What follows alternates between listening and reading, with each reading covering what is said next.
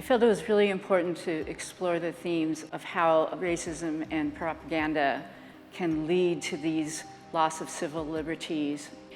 And people have to wake up and realize this can happen. It has before. Hi, my name's Leah Knecht. I'm the artist of this solo show called Step 2, The Progression.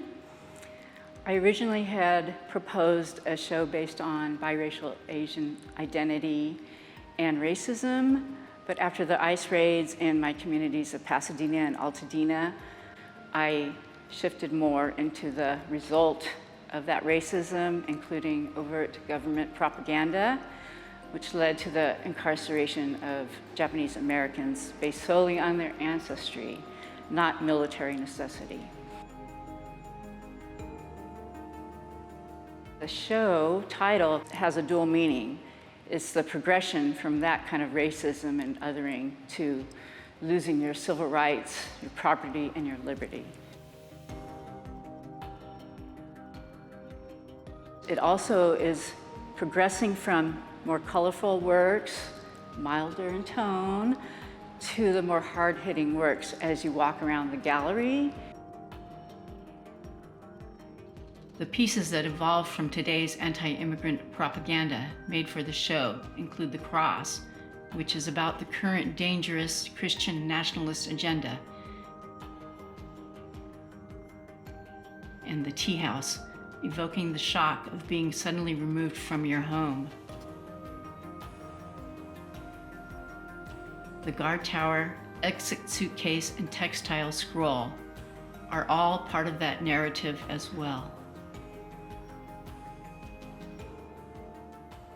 The Chinese Exclusion Act in 1882 was the first law that targeted a specific race and barred them from entering. A lot were deported.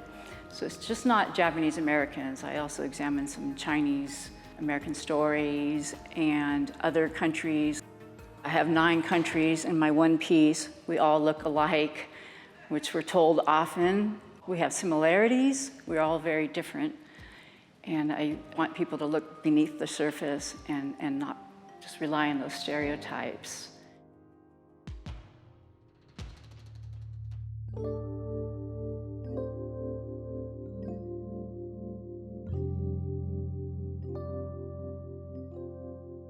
I just inherited a lot of my grandparents' belongings after they passed, including their journals and letters. I just wanted to incorporate those personal items and stories into my artwork because it has more meaning for me and they're tangible objects.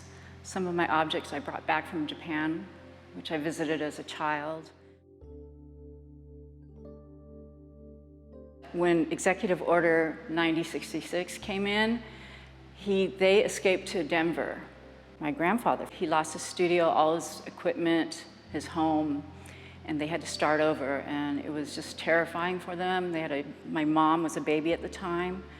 He eventually found work in Chicago as a translator, but they still lost everything, just like the incarcerated Japanese Americans, but they were so ashamed of it all. They never talked about it, and I didn't find out until after they passed, and I was looking through their journals and letters and things like that, so it's very personal for me. My grandmother said one of her biggest regrets was burning her Japanese books and photographs because of that fear of being imprisoned, basically, as spies.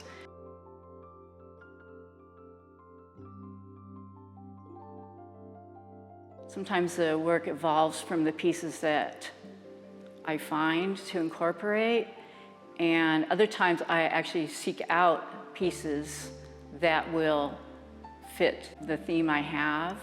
So they kind of evolve. I use a lot of old vintage doors and windows, partly because it implies the domestic sphere and also looking in, looking out, being a barrier, being excluded. I remember as a child, a lot of my friends weren't even allowed to come to my house.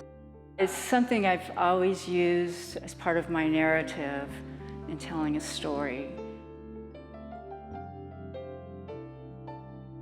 I think Japanese Americans, they're very resilient, you know, and they do have a sense of humor. It's just not all dark and depressing.